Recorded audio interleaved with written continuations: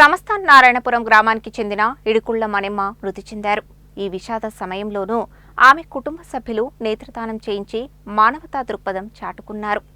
సమస్థాన్ నారాయణపురం గ్రామానికి చెందిన ఇడుకుళ్ల మణెమ్మ మృతి చెందడంతో ఆమె కుమారులు నరసింహ, శ్రీనివాస్, కృష్ణమూర్తి, మధు, కోడళ్లు లక్ష్మి, శ్రీదేవి, ప్రసన్న, స్వాతి, అలాగే మనవలు, మనవరాళ్లు, ఇతర కుటుంబ సభ్యులను కలిసి Lions Club of Nalgonda charitable trust eye donation centre coordinator Chandrashekar Chirunamula నేత్రదానం ప్రాముఖ్యతను వివరించారు. దీనికి కుటుంబ సభ్యులు మానవతా దృక్పథంతో స్పందించి నేత్రదానానికి అంగీకరించారు. కోఆర్డినేటర్ చంద్రశేఖర్ చిరునముల ఆధ్వర్యంలో టెక్నీషియన్ బచ్చలకూర జానీ నేత్ర సేకరణ చేపట్టారు.